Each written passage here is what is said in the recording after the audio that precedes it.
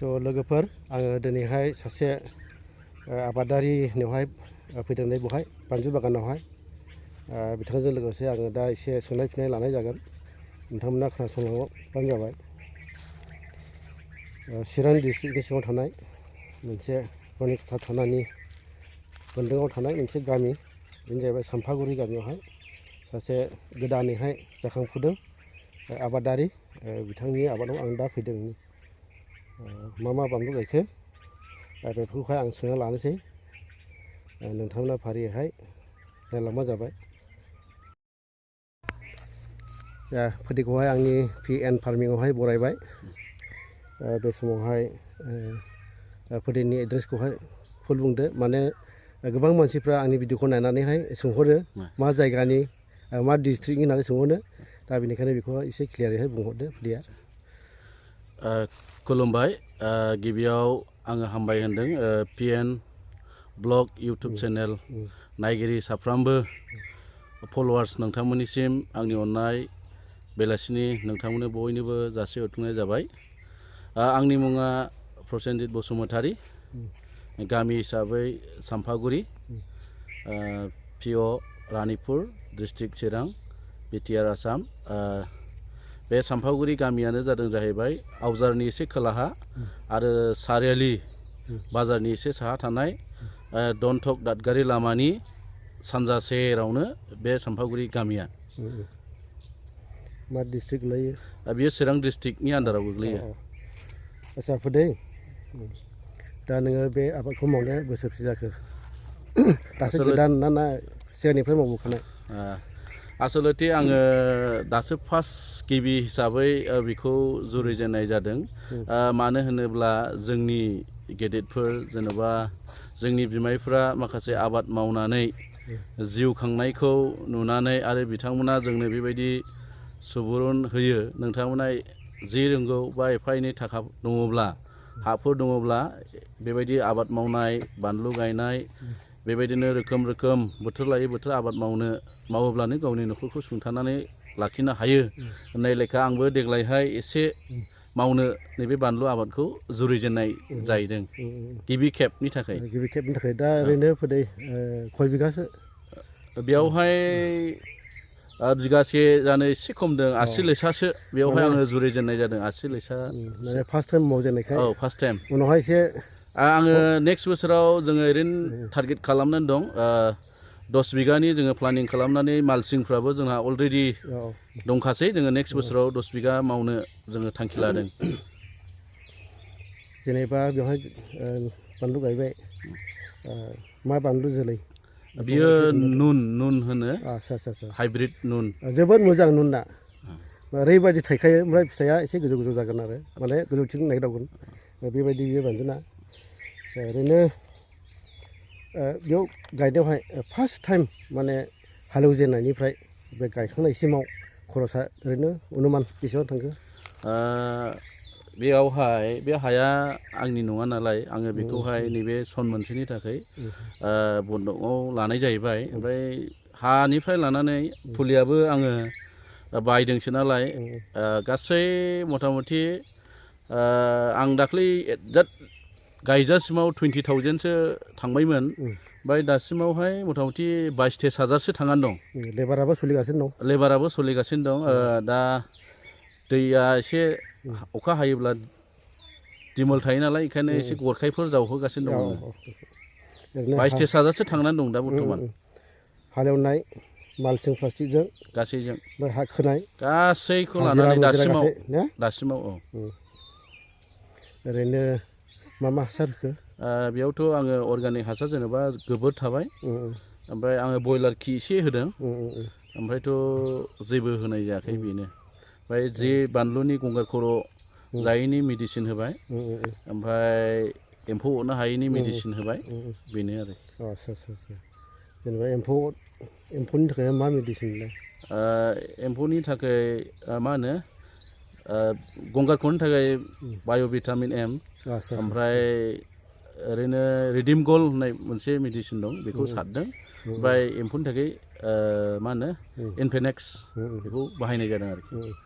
दा लोगोफोर, जों दा जाय बेक्ति आबादारि बिथांनिफ्रायनो जों मिथिखाबाय बिथाङा मा मेडिसिन होखो आरो मा हासार होखो बेखौ मिथिखाबाय नोंथांमोनाबो बे बिथांनि गेजेरजोंनो सोलोंनानै लानो हागोन मा भिटामिन होनांगौ आरो मा हासार होनांगौ ने सोलोंनो हागोन मेडिसिनाखौबोथ' होखाबाय होबाय खनसे होबाय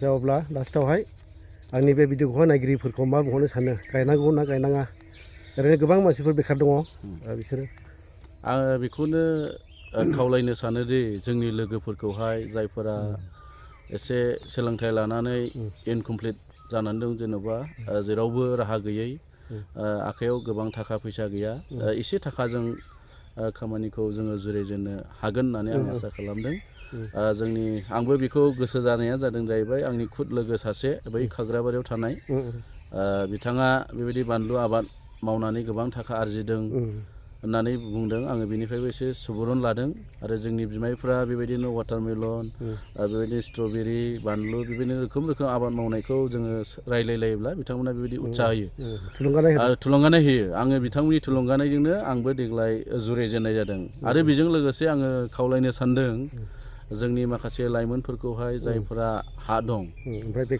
बेखाराव दं बा हा गैया एसे एनै थाखा फैसा दं आं बिथांमोनखौ खावलायनो लुबैदों जे रावबो ओरैनो थायालासे जोङो बानलु बा वाटारमेलन बा बेबायदिनो थालिर बागान बेफोरखौहाय मावोब्ला आजिखालि मार्केटआ बिराद मोजांसै मावोब्लानो एभेलेबेल मार्केट दंसैखाय आङो बेबायदि सुबुरुन होदों दे आङो जायखौ जगाजग खालामनानै बे आबादखौ मावजेनदों बिथाङा आंनि बेखिनि हाखौ नायफैदों बेखिनि हायाव आङो बेबायदि होदों जे नोंथाङा 1 लाखनिफ्राय 10-20सोखौ बेयाव फुरा खामायनो हागोन इनकाम खालामनो हागोन होननानै बुंदों बेखौ आङो थांनाय दिनैजों 15 दिन ग्रोब जाबाय गायजेननानै ओमफ्राय बेखौ गायनानै अलरेडि बिथाङा बुंदों जुलाइ आगस्ट'आव नोंथाङा फाननो मोनगोन आरो बिनि बेनिफिटखौ मोनगोन होननानै मोजाङै मोनगोन आरो बेजोंनो उनाव नोङो इन्ट्रेस्ट जासिनानै बे खामानिखौ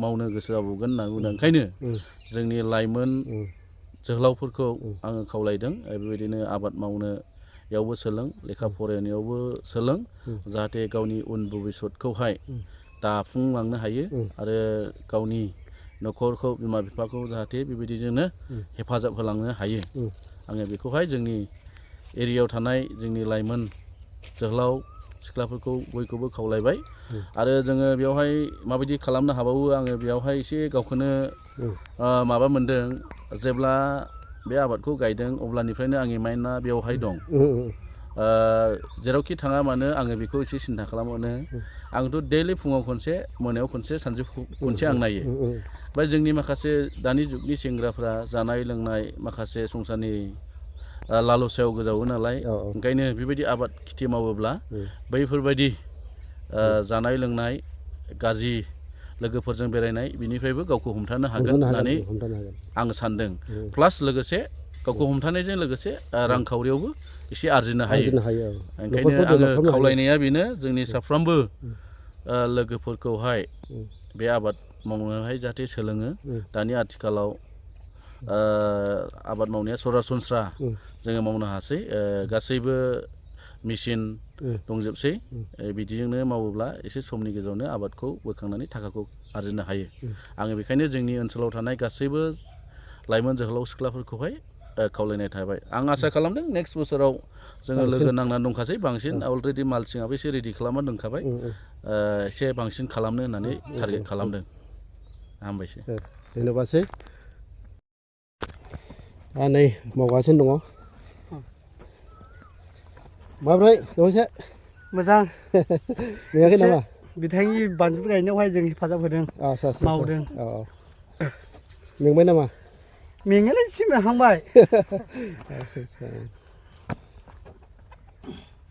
बानलुआथ' जागोन जानो हागौ सेहेराथ' बिराद मोजां ओरै सासे फंबाय दंबावो नै फंबाय जायो हाखर जावगासिनो दङ नै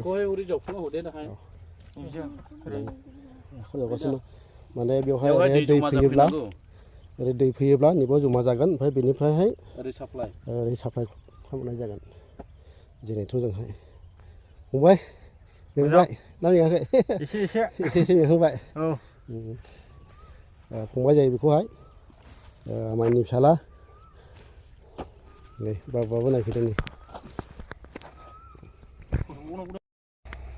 ओमफ्रायसो लोगोफोर दिनैनि भिडिअखौहाय दोनथ'नाय जासिगोन नोंथांमोना जुदि मोजां मोनदोंब्ला आंनि भिडिअखौहाय सापर्ट खालामब्लानो जाबाय